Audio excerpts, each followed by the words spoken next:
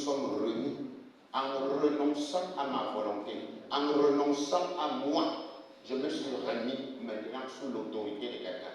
Et la personne, ce que je lui ai remis là, lui, il saura donner la forme qu'il arrange.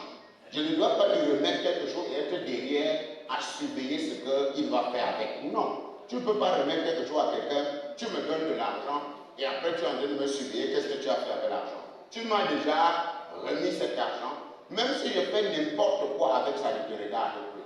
Alors quand tu as déjà renoncé à toi et tu te remis à la disposition de Jésus en affirmant de ta bouche sa seigneurie sur toi, tu as fait de lui le chef, le dirigeant, le patron, le guide, l'instructeur de ce que tu lui as remis.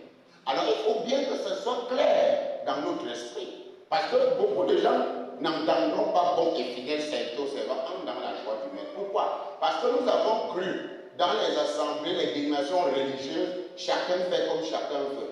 Mais ma gloire soit rendue à Dieu parce que la mission, c'est la vie qui va se former. Et c'est la vie d'une personne qui doit se servir, se manifester, marcher dans un vase qui lui a été réellement confié et que lui traduit sa volonté là-dedans.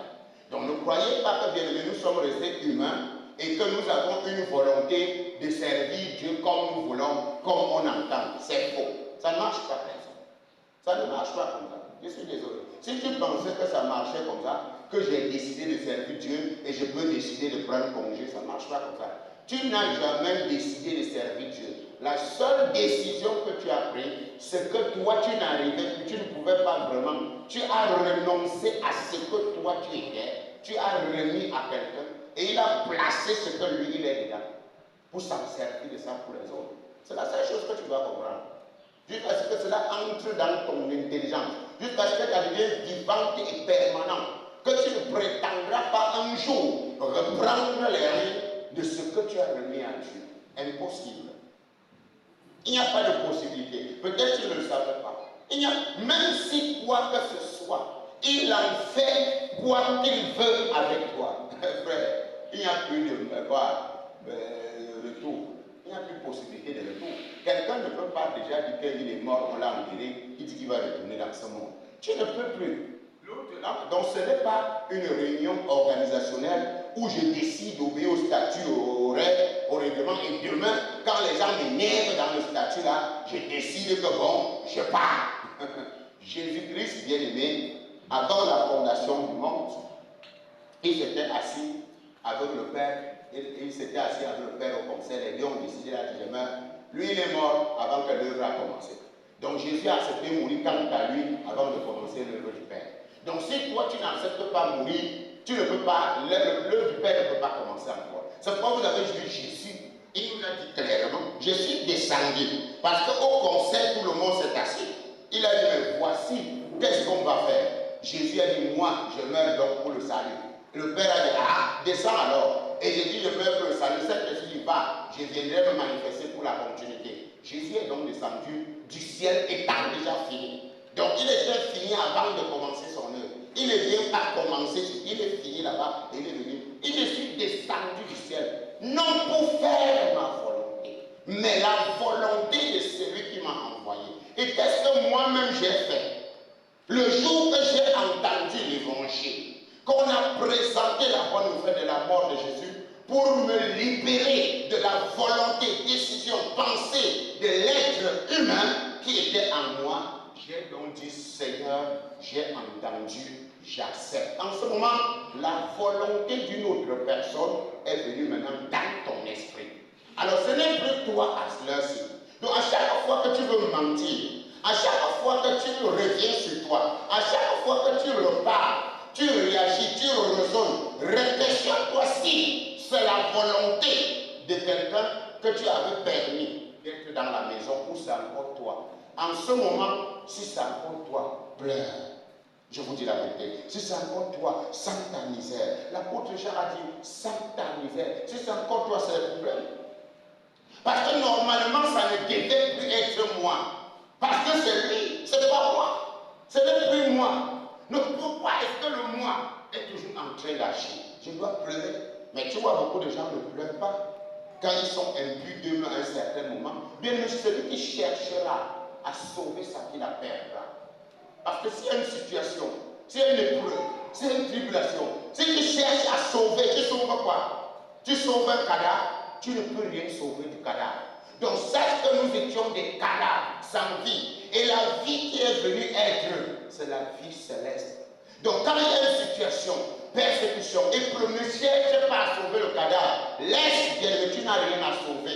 Tu cherches à sauver ta vie. Tu cherches à sauver tes positions. Tu cherches à sauver tes décisions. Sache que tu perdras. Mais si tu perds ta vie, c'est-à-dire que ta volonté, ta position, si tu perds ton orgueil, si tu perds ta suffisance là, bien, mais tu retrouveras l'amour, tu retrouveras la joie, tu retrouveras le repos. Donc il y a des choses à perdre. Il y a des choses à perdre. Et quand tu as déjà perdu, vous savez, je voyais quelqu'un dire la parole. Dès qu'il finit de lire la parole, bien aimé, la parole ne sont pas, elle est esprit et vie. Ce n'est pas les Écritures.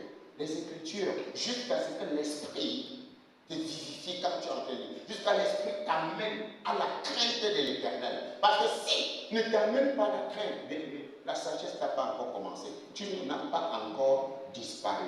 Regardez bien aimé, nous allons lire ce verset-ci dans le livre de Luc, dans le livre d'Isaïe.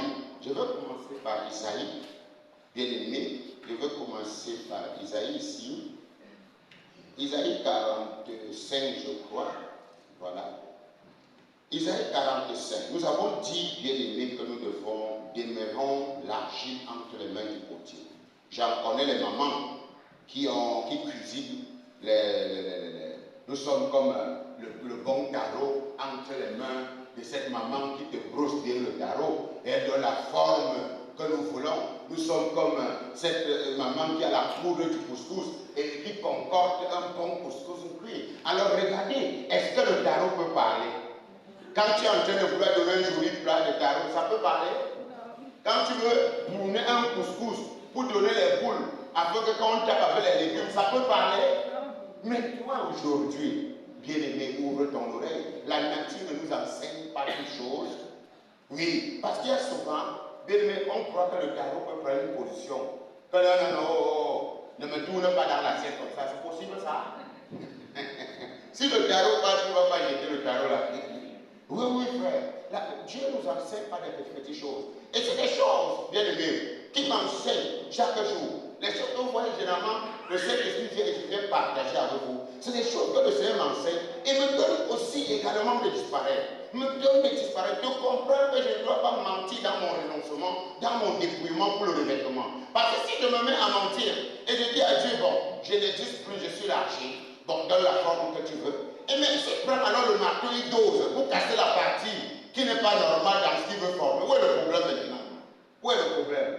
Maintenant, quand tu prends, bien aimé, pour tourner ta nourriture ne peut pas se plaindre. La nourriture sera formée, n'est-ce pas, à la manière que tu lui donnes la forme, tu lui donnes le goût, pour que les gens qui mangent puissent se réjouir. Quand tu fais un bon tarot, bien aimé, avec de la viande, du beurre et tout ça, oh, vraiment, les connaisseurs du tarot, quand ils mangent, mais le tarot, c'était succulent, n'est-ce pas? Le tarot était comment?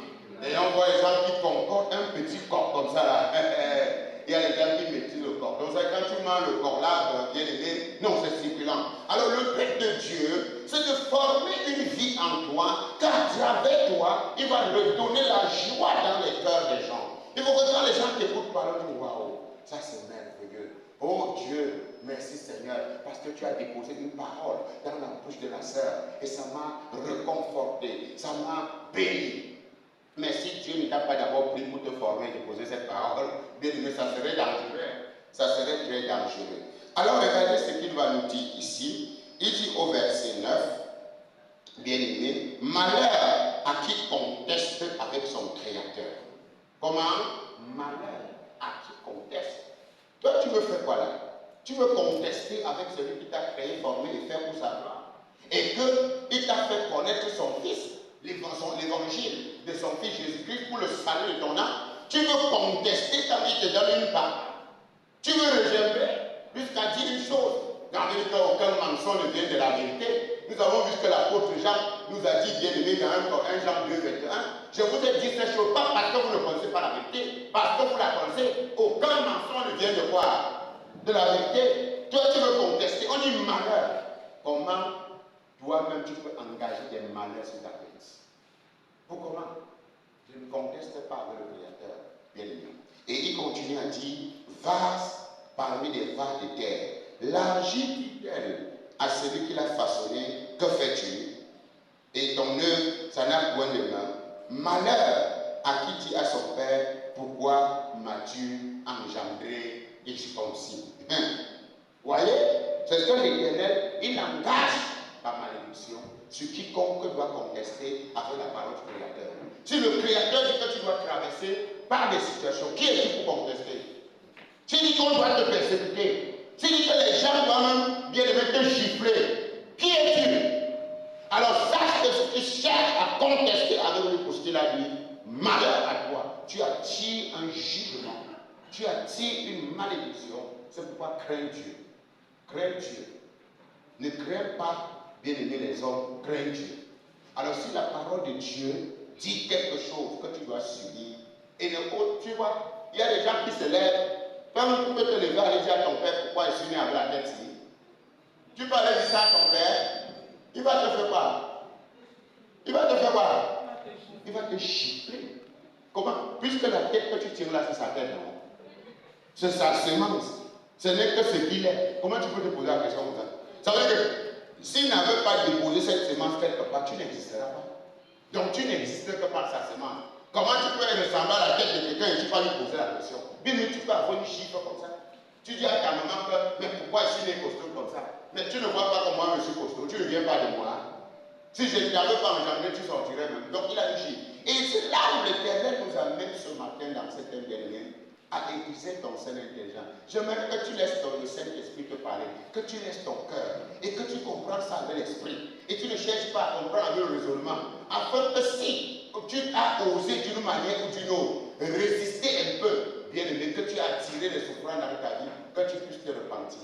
Et c'est ce qu'il dit dans Apocalypse 3, qui châtie ceux qui l'aiment. Aie du zèle et repens-toi. Aie du zèle. Ça veut dire que quand le Seigneur te reprend et que tu as osé contester avec lui, que tu as osé prendre une décision, que tu as osé rejeter ou te plaindre au moment où, bien aimé, tu as subi les outrages, les mensonges, que tu as subi les persécutions, que tu as subi certaines souffrances de venir de la part de qui que ce soit.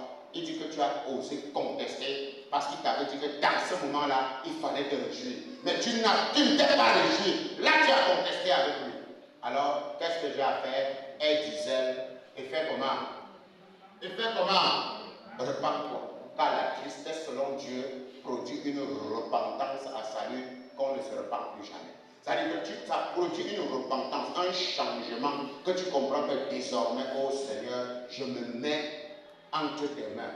Oui, donne la forme qui te plaît. Et comme ta parole, tu as déjà mis par écrit tout ce que j'en ai besoin pour me questionner au moment de chaque situation, alors il me reste donc la responsabilité me revient de méditer la parole du jour, de me revêtir de tous les âmes pères afin de t'honorer face à tout ce qui nous va arriver. Souvent, nous disons bien aimé, souvent, nous engageons une course avec le Seigneur, c'est vrai. Sur le chemin de la course, il y aura tellement de choses que nous allons faire, c'est vrai. Mais je vous dis, la seule chose qui pourra nous sauver, bien aimé, j'ai compris ça avec le Seigneur, c'est tous les jours que je suis dans la parole. Parce que je sais qu'aucun homme ne pourra me confronter. Une situation peut m'arriver. Tu vas dire, hey, Père, vraiment, Asia. Oui, si tu me dis Asia là, ton Asia là ne va pas me réconforter. La seule chose qui va me réconforter, c'est la parole de Dieu. Quand tu m'envoies une parole de ce que la parole de Dieu dit, le Saint-Esprit va se saisir de cette épée et il va toucher mon cœur. En ce moment, il pourra me conforter. Amen. Amen. Donc, il est important de ne pas contester avec la parole. Et pour ne pas contester avec la parole, il faut connaître la parole. Parce que si tu ne connais pas, tu vas contester à tout moment. Si tu ne connais pas, tu vas t'énerver à tout moment. Si tu ne connais pas quand les choses vont arriver, bien aimé, ça va te... Justement, c'est ça. Vous voyez, plus la semaine dernière, j'étais dans une autre révélation quand je préparais la conférence de Mafia. Et puis, parce que dans chaque assemblée, le Saint-Esprit a un message pour le peuple. Et puis quand j'étais en train de préparer, j'étais en train de lire.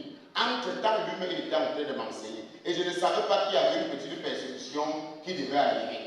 Et brutalement, quand je finis un message, d'écouter un message, voilà les injures, les calomnies, les insultes qui tombent chez moi. Et puis quand je tombais, je disais, Seigneur, merci, merci, gloire à toi, car celui-là ne sait pas ce qu'il fait. Et puis j'étais dans la joie. Pourquoi j'étais dans la joie? Parce que la parole était dans mon esprit. Qu'est-ce qui a prévalu dans mon esprit? C'était la parole. Mais imaginez pas qu'il n'y avait pas la parole, j'allais d'abord faire comment? Laver copieusement la personne. N'est-ce pas? Parce que je n'avais pas la parole. Donc, bien aimé, quand tu as la parole, tu es tranquille dans ton esprit. Regardons un peu, bien aimé. Dans Romains 9, nous allons lire Romains 9 encore, bien aimé, pour voir que Dieu nous traite à travers sa parole. Tu vois, tu subis même des choses, mais lui, il te dit qu'il faut subir les injustices minces. Alors, normalement, dans le monde séculier, quand quelqu'un te fait quelque chose, on doit juger pour savoir qui a raison, n'est-ce pas? C'est pas ça. Quand quelqu'un t'a fait du tort dans le monde séculier, on va faire comment? On va juger, on va savoir qui a raison. Mais bizarrement, dans la nature céleste, il dit que tout ce qui vient du monde est souillé. Ça veut dire que la raison qu'on peut te donner dans la façon du monde, Dieu te dit que c'est un vêtement souillé. Donc la justice de l'homme, et il nous l'a dit dans Isaïe 40, dans Isaïe 65, verset 4, il dit que toute la justice de l'homme est comme un vêtement souillé. Mais donc, même si on dit que tu as raison, oh, pourquoi tu as fait ceci? Tu n'auras pas fait ça. Elle a raison de se plaindre. Dieu dit que tes plaintes là se souillent. C'est-à-dire que quelqu'un t'a fait quelque chose, mais toi tu te plains parce que tu veux avoir la raison sur la personne. Dieu dit que la raison que tu cherches à avoir sur la personne là est un vêtement souillé. Et après, il te dit dans 1 Corinthiens 6 que pourquoi toi là tu ne te dépouilles pas? Pourquoi n'acceptes-tu pas telle que ces injustices là? Mais toi tu veux avoir ton autorité, tu ne veux pas que ta personnalité soit touchée. Dieu dit, il faudrait que le toi disparaisse dans toute chose. Parce qu'il y a le mal et le bien. Mais il faut donc savoir que tu fais du bien ou que tu fais du mal, sache que cette personne est condamnée à la mort. La seule personne qui nous donne le salut, c'est Jésus-Christ. C'est ce que Dieu veut qu'on comprenne. Alors, dans le livre de Matthieu, de Romains 9, verset 21, le potier n'est-il pas maître de l'argile pour faire avec la même masse un vase d'honneur et un vase d'un usage vil? Et que dire si Dieu voulait montrer sa colère et a fait connaître sa puissance, à supporter avec une grande patience des vagues de colère formées pour la perdition? Et s'il a voulu faire connaître la richesse de sa gloire envers les vases de miséricorde qu'il a d'avance préparé pour sa gloire, alors, il n'est-il plus libre de gérer son temple comme il veut? Dieu n'est-il plus libre? Et Dieu est libre en t'instruisant de comment il voudrait gérer son temple. C'est comme ça que Dieu t'instruit. Voilà pourquoi il est dans Proverbe 22, 19, toi, je veux t'instruire aujourd'hui. Donc Dieu, n'est-ce pas déjà pour toi mis par écrit, afin que tu réponds par des paroles vraies, que tu aies des réflexions, par les paroles vraies et sûres à celui qui t'envoie. Moi, Jésus a déclaré, comme Dieu m'a envoyé dans le monde, moi aussi je vous ai envoyé. Mais il pouvait nous envoyer sans nous donner cette parole. S'il ne nous avait pas donné la parole, on ne saura pas comment on allait se comporter. Mais il ne nous a pas laissé seuls. Il nous a envoyé la parole. Et quand il nous envoie la parole, c'est pour nous dire comment la parole doit travailler à travers nous. C'est ce qu'il voulait. C'est comment sa parole devait se manifester à travers toi et nous. Donc maintenant, si toi tu te mets à ne pas te revêtir de toutes les armes de Dieu, afin de résister aux mauvais jours, parce qu'il sait que le monde, tu seras dans le feu, mais le feu ne te touchera pas parce que la parole est un feu dévorant. Tu seras dans l'eau, l'eau ne te submergera pas parce que le feu ne brûle pas le feu et l'eau ne noie pas l'eau. Donc voilà pourquoi je dis que quand tu seras dans le feu ne te brûlera pas parce que toi-même, tu seras baptisé du feu. Donc le feu du monde est trop petit pour consumer le feu de Dieu que tu es. L'eau du monde est trop petite pour submerger l'eau de Dieu que tu es. Donc l'eau ne submerge pas l'eau et le feu ne brûle pas le feu. Voilà donc pourquoi tu n'as pas à contester. Quand il y a une parole, il doit donner à travers ton obéissance à la parole la forme que lui il veut. La forme qu'il veut. Et sa forme qu'il veut, il t'a déjà mis ça par écrit. Donc ne viens pas discuter avec nous. La forme que lui il veut, il a déjà mis ça par écrit. Et ta responsabilité, c'est l'obéissance dans la forme que lui veut. Mais sauf si toi tu te lèves pour contester la forme qu'il veut, parce qu'il te dit que l'humilité te fait regarder les autres comme étant au-dessus de toi. Parce qu'au lieu de te réconcilier tes propres intérêts, considère sur les autres. En fait, lui, il a sa forme qu'il veut. Mais seule que la forme que lui veut, ça nous arrange. Ça nous arrange. Et quand, et je vous ai toujours dit, à chaque étape d'élévation, il y aura les persécutions. Et réclamez ça. Parce que quand Dieu t'élève, il t'élève aussi. Et les persécutions aussi arrivent à la dimension de l'élévation. Si tu as peur des persécutions, si tu as peur de mourir, si tu as peur d'être insulté, frère, n'engage pas la Seigneur de Jésus sur toi. N'engage pas. Il a encore mieux pour toi de rester humain. Oui, tu peux dire pardon. Tu peux devenir Démas. Parce que quand c'était trop fort, Démas a fait quelque chose de très bien. Il a fait quoi? Il a fait quoi? Il a pardon. Donc toi aussi tu peux dire quoi dire maintenant? Tu peux dire quoi? Tu abandonnes. Je ne suis plus dans l'affaire. Et on m'insulte, c'est quoi? Je viens mourir quoi à l'église? C'est ça non? Oui. Non. La qualité de persécution, c'est quoi? Je viens, je meurs quoi? Non, je ne meurs plus. Pardon, restez à vous pour affaire. Tu peux décider ainsi. Mais tu peux aussi dire jusqu'à la fin. Car l'Éternel sera le rocher de mon cœur. Et tant qu'il est le rocher de mon cœur, aucune flèche qui va vouloir toucher ce cœur-là. Car je sais que si l'Éternel est avec moi, personne ne peut rien me faire. Il a dit à Paul, l'Esprit révèle à Paul qu'on va plus finir là-bas. Mais le Père lui dit, je serai avec toi. On ne te fera pas du mal. Et on lui a fait quoi? On lui a fait quoi? On ne lui a pas fait du mal. On a juste maltraité le corps inutile. On a juste touché le vase. Mais le vrai propriétaire qui était dedans, on ne lui a rien fait. Bien aimé, si la porte s'est fermée, le Seigneur me dit, parle là-dedans. Je parle. Jetez les paniers sur le mur. Je parle. Dosez même les sur le mur. Je parle. Jetez tout ce que vous voulez. Je parle. Rien ne doit me toucher. On peut voir le mur blessé, percé par-ci, mais rien ne me touche. C'est pourquoi Dieu a dit, personne ne mettra la main de toi pour te faire toi que ce soit. Pourquoi? Parce que tu es un vent. On ne fait rien au vent. Voilà pourquoi quand tu es venu affirmer la Seigneur de Jésus, pourquoi tu n'as pas compris l'identité? Celui qui est né de l'esprit est comme le vent. Pourquoi n'as-tu pas compris cette identité? Et voilà pourquoi, bien aimé, beaucoup de gens abandonnent l'église. J'ai une soeur, la dernière fois, elle arrive ici, ça n'allait pas. On est au bureau, on partage. Mais ma fille, je ne te vois plus depuis. Elle dit non, on ne va pas vraiment. J'en avais déjà marre de vraiment. Elle en avait déjà marre. Elle a raison. Pourquoi elle en avait marre? Parce qu'elle ne connaît pas Dieu. Elle ne connaît pas ce que Dieu a dit par écrit. Elle ne connaît pas ce que Dieu voudrait bien aimer. Que ça le glorifie. Elle ne connaît pas. Et voilà pourquoi je lui ai dit, maman, le temps que tu as fait à la maison, ça devait être un temps pour toi de retourner dans la parole. Et là, tu allais te revêtir de toutes les armes afin de revenir à l'assemblée en héros. Afin de venir à l'assemblée pour subir tes épreuves, pour subir tes persécutions, pour subir tes tribulations, afin de revenir dans ce pourquoi le Seigneur t'a enrôlé dans ce monde. Et sache que ce que le Seigneur t'a enrôlé dans ce monde, frère, plus tu entres dedans, plus les persécutions augmentent aussi. Et je comprends pourquoi les gens lâchent. Je les en veux jamais. Oui. Plus tu te lèves de niveau, plus tes persécutions aussi te suivent au même niveau. Tu crois que l'épreuve de BPC doit être le même épreuve du probatoire? Ou soit l'épreuve du probatoire doit être le même épreuve du bas? Chaque épreuve a ses réalités et la sueur coule sur toi selon la quantité et la qualité de l'épreuve. Et selon le niveau où tu dois traverser. La nature nous enseigne. Et c'est l'une des choses que je bénis beaucoup le Seigneur maintenant. Je passe mon temps dans l'intimité avec le Seigneur. C'est-à-dire que j'ai sondé, j'ai examiné.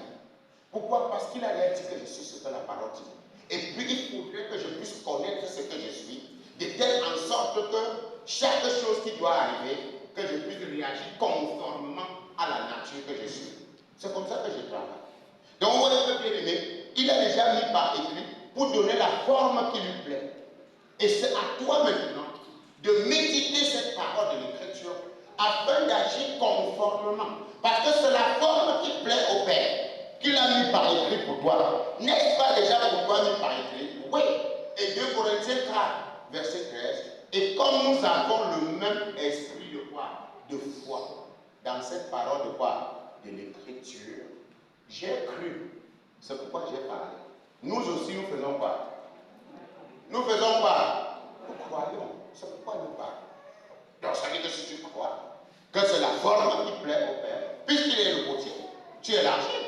Et il dit bon, voici la forme qui me plaît, toi l'argile. Voici la forme que je donne à l'argile. Voici la forme qui doit bien me servir comme je veux. J'ai mis par écrit. Mais sauf que maintenant, chacun part dans ce qui est écrit, il se taille une part. C'est-à-dire qu'il se taille ce qui l'arrange et l'autre ne l'arrange pas. Non. Il est le potier et qui n'a rien à dire. Il dit qu'il a déjà bien aimé, donné la forme qui lui plaît. Et il va falloir que toi, l'argile, tu puisses tout simplement obéir à la forme que le potier a mis dans la boîte.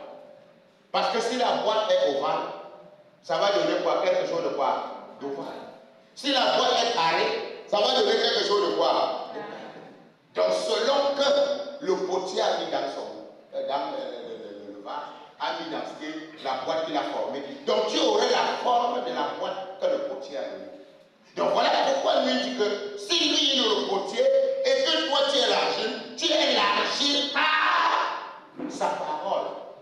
Alors nous courons bien. Nous bavardons bien. Vous savez, le chrétien aime quand il est à l'église et il n'est pas persécuté. Il rit bien, il danse bien, il crie bien.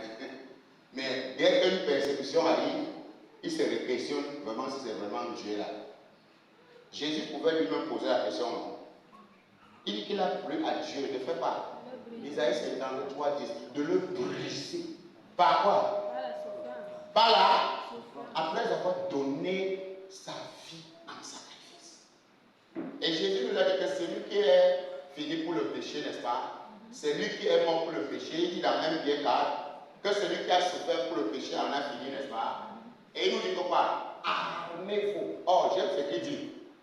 Il utilise les mêmes expressions que Paul dit, revêtez-vous de tous les armes. Mais Pierre dit, armez-vous de la même pensée. Pendant le temps qui vous reste à vivre, n'est-ce pas?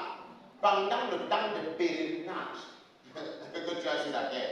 Toi qui ne veux pas t'armer de même pensée et tu oses être dans un monde qui est sous la puissance de Satan. Et toi, au lieu de te revêtir de la nature du ciel, qui peut te donner quand même d'être tranquille, tu veux utiliser les mêmes armes que le diable t'avait données. Sache que quand le diable t'a donné les pistolets de 38, n'est-ce pas, de 5 coups, il a gardé les kalachnikovs. Donc quand tu vas vouloir tirer tes 5 coups contre le diable, il va sortir la mitraillette qui ne t'avait pas donné contre toi. Donc ne cherche pas à utiliser ces armes. Non. Alors qu'est-ce que tu fais pour fuir les 5 coups, pour fuir les mitraillettes du diable? Il faut devenir le vent. Il faut devenir quoi? Le vent. Un truc qui passe partout.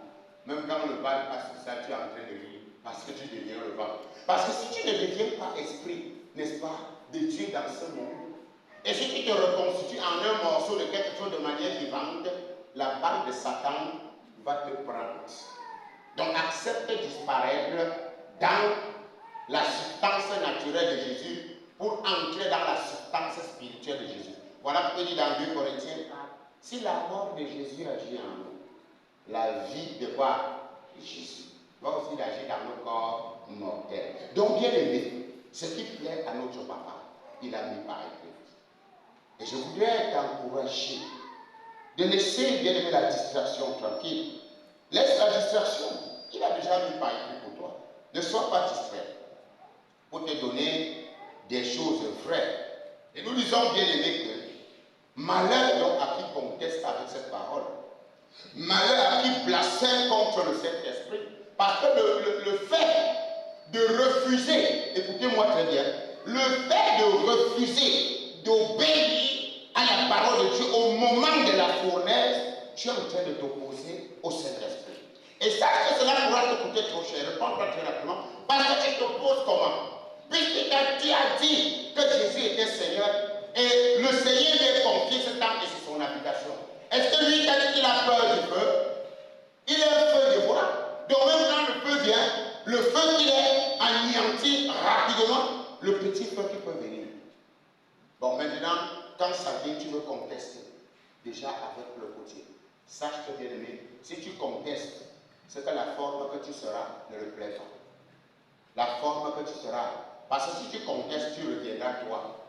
Et quand tu vas revenir, toi-même tu sais, ma soeur, ce que toi tu vas commencer à dire. Tu sais, mon frère, ce que tu vas commencer à dire. Ah, on croit quoi? Oh, ils pensent qu'ils sont quoi?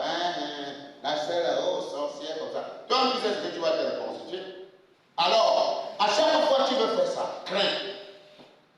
Parce que toi, tu subsistes par la foi pour plaire à Dieu au potier.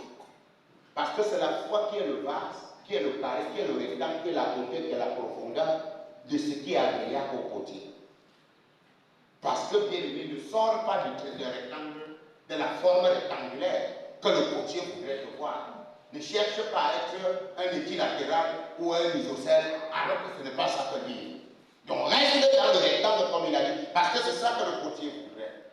Donc quand chaque chose arrivera, bien aimé, alors demeure, n'est-ce pas, comme ça, dans la foi en ce que ton Créateur a dit. Ne conteste pas. Dans chaque chose, bien aimé, que tu dois comprendre, c'est que quand ça arrive, tu dois être en attente de ça, en réclamation même de ça depuis longtemps, parce qu'il faut que ça arrive pour m'évaluer. Donc quand quelque chose n'arrive pas, il y a problème. Il y a problème. Oui. Donc tu dois être en attente. Alors, nous disons donc, bien aimé, que Dieu, nous disons dans ce verset, que fais-tu et ton œuvre, il n'a pas de main. Alors, si Dieu a des mains, il s'en sert pour travailler. Si Dieu a des mains, il s'en sert pour travailler. Comme c'est bon pour nous de remettre nos vies entre les mains de Dieu. C'est bien pour toi et moi de remettre nos vies entre les mains de Dieu. Et qui remet sa vie entre les mains de Dieu, remet sa vie entre l'obéissance de la parole de Dieu. Il remet sa vie dans la méditation. Il remet sa vie dans la manière de la parole de Dieu. C'est beau, c'est merveilleux, bien aimé, de remettre ta vie entre ses mains. Et quand on parle des mains de Dieu en anthropopathie, elle doit les caractéristiques physiques à Dieu. Ça dit que les mains de Dieu ne sont que nos mains. Pourquoi? Parce que l'Esprit, nous sommes l'image du Dieu invisible, comme Colossiens 1,16, qu'il est le Dieu invisible. Il est l'image du Dieu invisible. Donc Jésus était l'image du Dieu invisible. Il a porté un corps comme toi et moi, afin d'être les mains de Dieu, afin d'être les pieds de Dieu, afin d'être les oreilles, les yeux. Parce qu'une parole ne peut pas agir sans une bouche. Qu'elle soit pour glorifier l'ennemi, qu'elle soit pour manifester la puissance de Dieu. Voilà pourquoi l'écriture ne pouvait pas rester sans effet. Il fallait que l'écriture, bien aimée, qui annonçait la personne vienne dans une enveloppe. Pourquoi? Quand tu lis une parole, tu vas entendre que lève-toi et prie, n'est-ce pas? Lève-toi et fais comment? Tu viens de lire, non? Mais est-ce que tu te lèves? Tu as lu que c'est écrit lève-toi et prie, non? Tu ne te lèves pas. Pourquoi? Mais si je viens te dire lève-toi, tu vas faire comment? Si elle te dit lève-toi, tu vas faire comment? Parce que tu vois une paix et qui te parle. C'est là où tu te lèves. C'est quoi la parole de Dieu, bien aimé, il nous dit qu'il est le potier. Et ce qui lui est la forme qui lui plaît, c'est l'obéissance dans l'agissement. C'est-à-dire que tu peux accepter, mais tu ne manifestes pas. Oui. Tu peux accepter, mais tu ne le fais pas. Nous avons vu dans Matthieu 22 individus d'enfants, n'est-ce pas? Un père a dit quoi? Il dit un père avait comment? 2 fils. Il dit à l'un, va, il dit quoi? Je ne pars pas. N'est-ce pas? L'autre part, il dit, oui, mon père, je vais. L'autre a accepté, l'autre a refusé. Mais Jésus pose la question. Mais celui qui avait refusé, après a fait quoi? Il se repentit, il a obéi. à la parole de son Père. Donc il est parti agir en conséquence, poser l'action du chant que le Père voulait. Mais celui qui avait accepté n'est pas parti. Jésus a posé la question, qui des deux a fait la volonté du Père? Qui des deux? Celui qui s'est repenti et il est parti. Bien aimé, ça nous arrive. Il peut arriver à un certain moment que vraiment tu es tombé, vraiment tu as agi d'une certaine manière. C'est-à-dire que tu n'as pas agi dans la manière que ça glorifiait le Seigneur. Mais et quand tu es revenu à toi-même, qu'est-ce qu'il faut faire? Qu'est-ce qu'il faut faire? Alors ça t'a produit de l'amertume. Vous savez, généralement ça arrive. Souvent quand nous on n'a pas agi comme Dieu voudrait que nous agissions, ça fait comment? Ça fait mal, n'est-ce pas? Ça nous attriste parce qu'on se rend compte qu'on n'a pas agi comme Dieu voulait. Et bizarrement, ça nous attriste. Mais quand ça nous attriste, on fait comment? On se repent très rapidement et on revient au bon sentiment. Et il y a plein d'insensibles. Il y a peu quoi un usurpateur qui est venu dans la maison du Père, qui ne peut pas ressentir que j'ai mal fait. J'ai contesté avec mon Père. Je n'ai pas obéi, je n'ai pas été la forme, je n'ai pas été la parole, je n'ai pas été la façon, je n'ai pas été la manifestation comme mon Père voulait. Et quand c'est comme ça lui dérange. Et il fait quoi? Il se repent. Mais un usurpateur, quelqu'un qui dissimule sa foi, qui dissimule au milieu de nous en disant que je suis enfant de Dieu, c'est une personne, bien aimée, même quand son rôle même d'abord c'est de détruire. Son rôle c'est de faire même le mal. Donc quand il vient là, bien aimé, quand et vous croyez même que vous lui avez fait du mal, que non, lui là il calcule quelque chose, il a simulé. Mais tu vas voir que quand c'est vraiment un enfant de Dieu, quand tu vois un frère, une soeur qui a l'esprit de Dieu, à chaque fois tu vas te rendre compte que dès que là elle peut offenser la parole. Il y a des gens qui viennent, même quand elle pose n'importe quel acte, ça lui dit pareil. Non, celui-là est mort, quoi, comme il va. Mais il y a des personnes qui savent que non, je ne devais pas faire comme ça. Même si la parole dit que même si ceci m'était arrivé, je devais rendre grâce à Dieu. Pourquoi je ne l'ai pas fait? Ça lui dérange, ça lui touche. Et elle se lève, elle pleure devant son père. Et son père, tu vas entendre le Saint-Esprit faire quoi? Dit que ma fille, ça va. Amen. Hein? Il va dire que quoi? Ça va. Le Saint-Esprit ne tarde pas comme l'homme. Quand tu me reconnais et tu es vraiment attristé, le Père te pardonne tout de suite. Il ne te pardonne pas le lendemain. Il n'est pas un homme. Il n'est pas un homme pour dire que je veux voir d'abord. Pardonne-moi ma soeur pour ce que je veux faire. Pourquoi ça va? J'ai entendu, je veux voir. J'attends ton changement pour croire. Dieu n'attend pas mon changement pour croire. Dieu me pardonne là et là quand je lui ai déjà demandé comment pardon. Et il voit mon cœur sincère dans l'action que je pose. Donc bien aimé, il faut remettre nos vies entre les mains de Dieu. En d'autres termes, permettre au vase de continuer à servir Dieu, que Dieu continue à se servir de ce vase. Il nous façonne bien comme il veut. Et le vouloir de Dieu, la façon de Dieu est déjà mise par écrit. Nous pouvons le voir dans l'Écriture. L'apôtre Jacques nous dit quelque chose. Humiliez-vous donc sous la puissante main de Dieu, afin qu'il vous élève au temps convenable. Donc, bien aimé, mon temps convenable n'est pas ton temps convenable. N'est-ce pas? Mon temps de repos n'est pas ton temps de quoi? De repos. Je peux avoir fini de traverser mes persécutions alors que pour toi vient de commencer. Pour moi, peut être déjà au milieu. Pour toi, il y a déjà 3 quarts. Donc ça dépend. Il y a un temps convenable et il y a la façon que Dieu doit faire. Et personne ne doit fuir. Parce que si on te dit que sans probatoire au Cameroun, on ne fait pas le bac, n'est-ce pas? Donc, si tu fuis le bac, le probatoire, tu ne déposeras jamais pas les dossiers du bac. Donc tu vois que tu es policier. Tu es seulement obligé, bien aimé, de réussir, de travailler dur pour réussir ton probatoire afin de déposer ton bac. Et on te dit que le probatoire ne sert à rien, mais ne peut pas te donner un concours. Ce qu'on attend dans l'entreprise pour te mettre directeur, c'est le bac. Mais seul que pour avoir le bac, il faut traverser par où?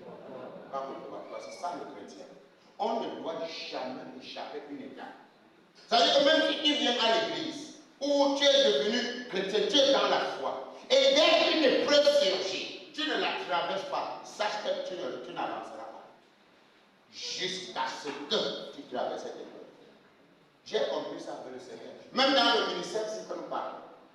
Tant qu'il y a des choses que le Seigneur me donne d'accomplir, jusqu'à ce que je fixe l'autre là, tant que je suis assis, je suis paresseux au niveau où il veut. Tant que je ne veux pas finir le cap de ce qu'il demande, l'autre étape ne s'ouvre pas. J'ai vu ça avec le Seigneur. Donc, si tu crois, quand le Seigneur t'a établi dans son service, si tu as reçu le Seigneur comme ton Seigneur sauveur, tu as reçu sa vie pour vivre pour le plaire, sache que tu dois aller d'étape en étape avec lui. Bizarrement. Et si tu ne finis pas l'autre étape là, Dieu n'est pas influencé par le temps, parce qu'il est éternel. C'est toi qui dois racheter le temps, parce que le vase va user. Et il va falloir que ta récompense soit correspondante au travail, à l'œuvre que tu as accomplie. Mais si toi, il te dit, tu dois évangéliser par exemple tout le Cameroun. Maintenant, une épreuve surgit et tu t'assois. Le temps que tu donnes à l'épreuve, sache que bien aimé, tu es en train de perdre le temps comme ça pour toi. Le rôle de l'ennemi, c'est de te maintenir dans l'ignorance pour que tu restes dans cette épreuve, pour que ça gonfle ton cœur. Le temps que le ballon de ton cœur se dégonfle, bien aimé, tu es en train de perdre le temps pour toi. Et depuis des années, j'ai compris ça. Il dit, donc il y a les gens qui veulent m'énerver là pour que je reste dans l'énervement pour perdre le temps. Dieu dit, je ne suis plus là. Parce que Dieu, bien aimé, il y a le temps convenable. Et le temps convenable vient toujours à la suite, bien aimé, d'une épreuve que tu as réussi. Nous allons lire quelque chose. Regardez. Je veux dire un verset. Vous comprenez ce que je suis en train de dire, frère. Parce que tu ne veux pas te laisser. Qu'est-ce que je vais lire? Je vais aller regarder le maître. Oui, je prends l'exemple sur Jésus lui-même. Je prends l'exemple sur Jésus lui-même. Alors, dans le livre de Luc 4, nous voyons que Jésus, rempli du Saint-Esprit, revint du Jourdain et fut conduit par l'Esprit dans le désert, où il fut tenté par le diable pendant 40 jours et ne mangea rien durant ce jour-là, et après qu'il fut écoulé, il eut faim. Le diable dit, voilà les épreuves de Jésus qui a commencé. Jésus ne doit pas échapper ça. Il ne va pas faire comment? Parce que quand on dit que tu es pasteur, tu es évangéliste, tu es chante, Satan aussi doit te présenter. Il faut qu'il te mette à l'épreuve afin que tu affirmes l'autorité du mandat qui est sur toi. Si tu es pasteur, fais alors comme ça. Entre et moi. Si tu es évangéliste, on va voir. Si tu es chantre, pourquoi tu ne fais pas comme ça? C'est-à-dire qu'il a toujours des questions. Il y a toujours des choses qui vont venir te taper avec. À toi de faire très attention. Regardez-moi ce thème de Dieu. Regardez l'individuel. Je vais vous lire un verset pour que vous compreniez comment l'individu va venir. Bien avant, dans Luc 3, au verset 22, il dit, et le Saint-Esprit descendit sur une forme corporelle, comme une colombe, et une voix fit sortir de ces paroles, tu es mon fils. Dieu dit que quoi? Tu es mon fils bien, en qui j'ai mis toute quoi? Très bien. Donc Dieu a déjà mis son affection. Il est son fils bien-aimé en qui il trouve satisfaction. Donc il est un vase auquel lui, il se réjouit de voir ce vase-là. Parce qu'il a donné la forme qui lui plaisait. Voilà pourquoi il dit que c'est son affection, c'est le fils de son affection. Parce qu'il a donné le fils largement à sa nature, à son image et à sa ressemblance. Donc il peut être content. Mais regardez comment l'épreuve arrive. Maintenant, dans le cas, Satan vient maintenant dire que quoi? La condition que Satan pose, si tu es fils de Dieu, pourquoi la condition? Pourquoi? Il n'en veut pas entendu. Il n'en veut pas entendu que voici mon fils en qui je trouve satisfaction. Il n'en veut pas entendu que voici moi-même sur la terre, en cette enfance-ci. Il n'a pas entendu. Pourquoi il vient donc mettre la condition? Pourquoi il veut s'aimer ça? Pourquoi tu paniques? Est-ce que je suis réellement ce que tu as dit? Si j'étais alors ce que tu as dit, pourquoi je subis des choses comme ça? Pourquoi les gens me détestent comme ça? C'est ça qu'il voudrait que tu résolves. Il voudrait que tu dises que les gens te détestent. Il voudrait que tu vois plutôt les situations qui t'arrivent au lieu de voir ce que Étienne avait vu. Dieu donnait, Étienne était un vase auquel le Seigneur était fier. Il était un vase que le potier était fier parce qu'il était dans l'obéissance. Quand la persécution est descendue sur Étienne, j'aime toujours ça, que l'affaire d'Étienne me challenge souvent. La Bible dit que le gars a levé les yeux vers le ciel, il a vu la gloire de Dieu. Mais attends, les cailloux descendent sur quelqu'un, il voit la gloire de Dieu. Mais toi, tu t'arrêtes seulement pour voir ce qui t'arrive. Tu ne peux pas aussi voir la gloire de Dieu là. Non, on m'a persécuté. Non, on m'a insulté. Oh, je ne sais pas. Oh, tout ceci m'arrive. Mais toi-même, frère, Dieu voudrait te donner la forme. Maintenant, tu veux la forme sans ça. Étienne était la forme que Dieu voulait. Les cailloux tombaient sur lui. Il a vu la gloire de Dieu. Et puis, il fallait que je travaille. Parce que moi, je dois également. Je cours. Ce n'est même pas que je suis encore arrivé à la qualité de tienne. Parce que pour Étienne, il est fort. Pour Étienne, il est comment? Pour c'est fort. Le gars était lui dans la joie. Souvent, quand ça nous arrive, ça touche d'abord un peu. Hein? Qui dit que ça ne gratte pas? Ça gratte d'abord. Oui. Même si je commence à. D'abord. Mais la dimension où je me relève n'est pas encore ce que toi tu te relèves. Je peux me relever en 30 minutes, toi tu te relèves en 3 jours. Oui, ça dépend. L'autre se relève même en 1 mois. L'autre en 1 semaine, ça dépend. Mais il faudrait toujours que la croissance nous démontre à quel moment, quand cela arrive, chacun se resserre. Non. Maintenant, quand ça m'arrive, autrefois j'étais à 2 heures. Au jour d'aujourd'hui, je suis déjà quand même encore à 30 minutes. Donc quand ça arrive dans les 30 minutes, je me maintiens pour ne pas dire une parole. Je me serre la bouche. J'arrête, jusqu'à les 30 minutes passent. Le Saint-Esprit reprend la joie. Voilà toi, Seigneur. Mais je sais qu'un jour, il n'y aura plus ça. Quand ça va arriver, je veux voir la gloire de Dieu. Oui, on travaille à ça. Alors nous avons vu Étienne.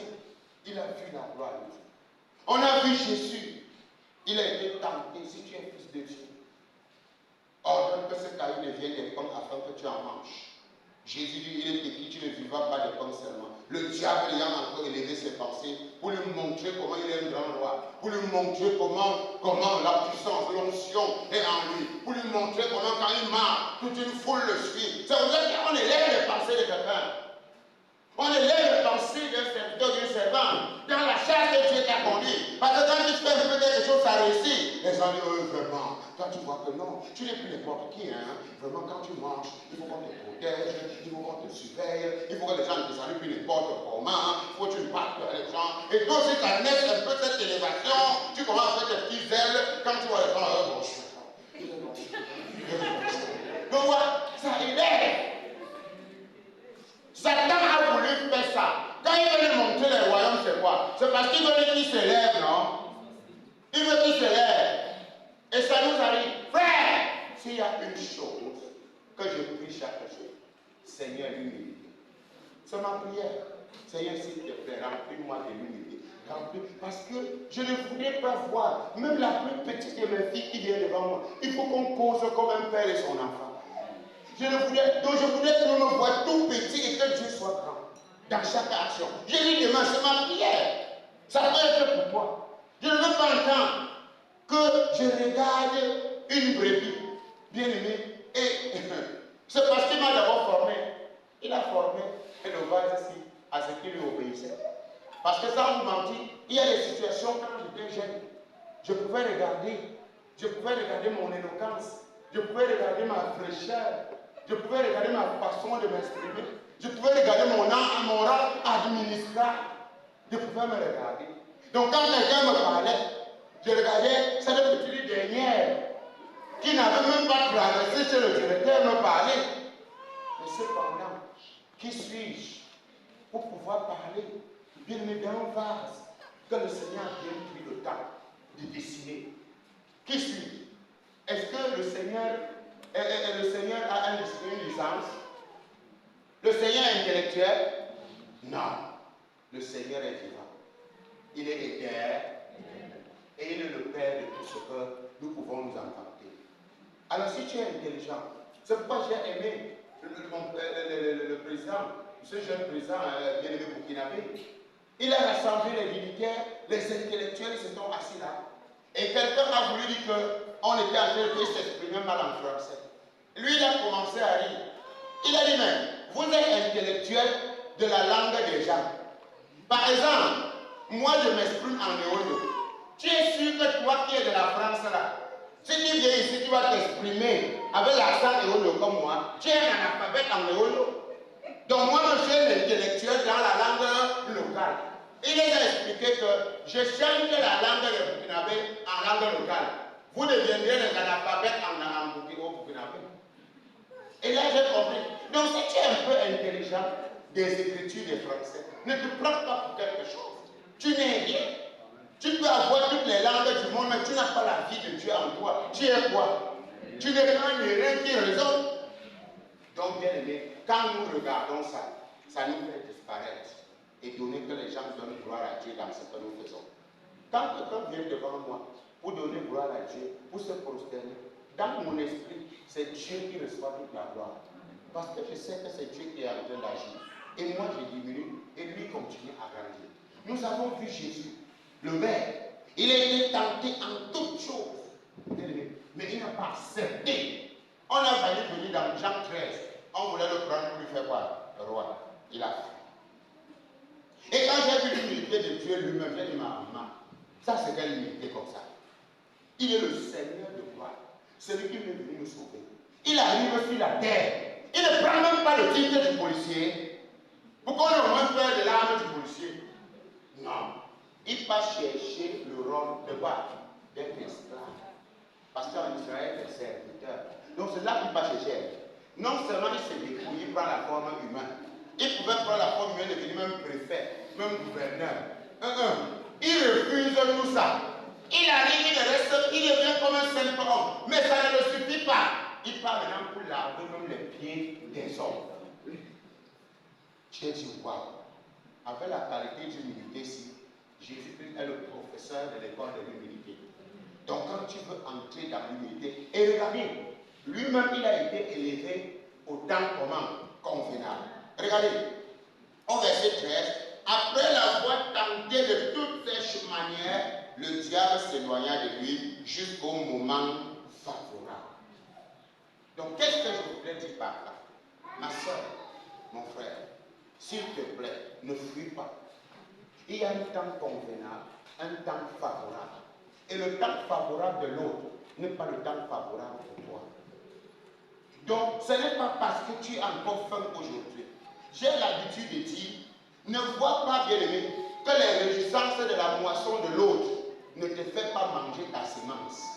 Non. Peut-être que lui, il est en train de récolter son haricot, mais toi, tu récolteras le cacao après.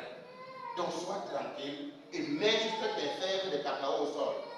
Même si tu mets dans les larmes, tu vas récolter avec champ d'allégresse. Même si tu es dans les épreuves maintenant persécution, même si tu es dans n'importe quoi, sache que Dieu t'a donné une forme qui nous plaît dans l'obéissance. De quoi? De sa parole. Dieu veut une forme qui lui plaît.